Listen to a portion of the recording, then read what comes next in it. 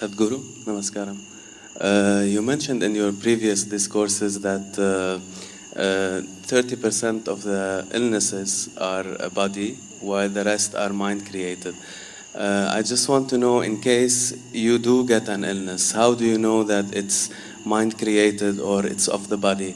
And in case it's psychosomatic in nature, what would be the emotional and the thought pattern that's behind it? How would you find that out and correct it if possible? Thank you. Suppose your right hand gets up and does funny things and smashes you, pokes your eyes, do you have an ailment or no?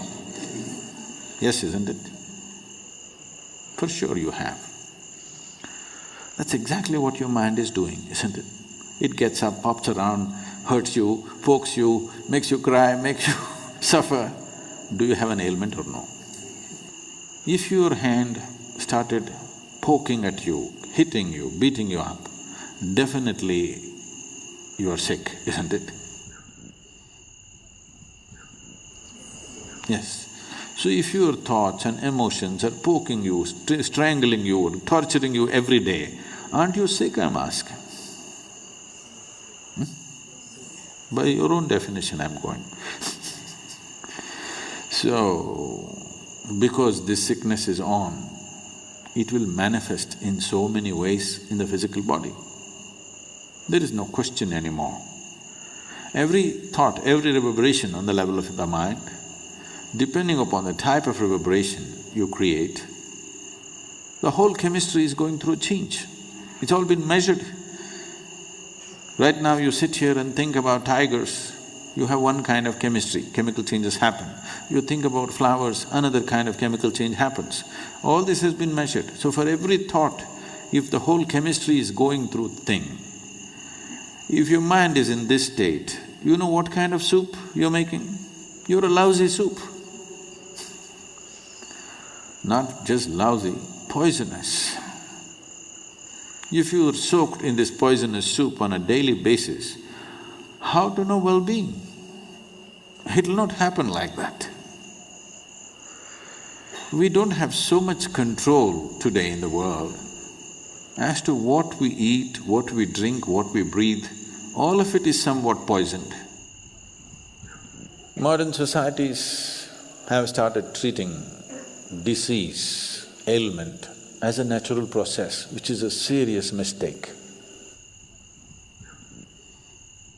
Ancient societies always saw disease as something wrong. That's not how a man should be. A human being should not be in any state of illness, because illness means something fundamentally wrong.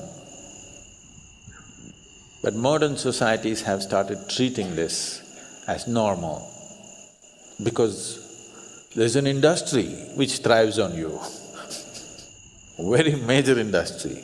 The second largest industry on the planet is pharmaceuticals. So, if the second largest industry on the planet is pharmaceuticals, there's too much lousy soup, isn't it? Every day you have to add something to this to make it… No. If you're willing, we can make this into a very wonderful soup. The chemistry is in a fantastic state. To be blissful is natural. If you do this, believe me, 70% of the ailments will vanish from the planet. Another 30%, there are many external influences which are not always in control. You cannot control that, only to some extent. So, if you're constantly creating a nasty chemistry within you, how is life within you supposed to understand you're seeking well-being? How? It's just unfair. Life within you thinks, he likes ailments and gives it to you.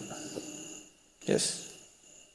If you're poisoning your system from within, for which there is substantial proof, for every thought and emotion, the chemical composition of your body is changing. If you're creating poison from within you and you want to live well, how is it? Life doesn't work like that. Unless you do right things will not happen to you.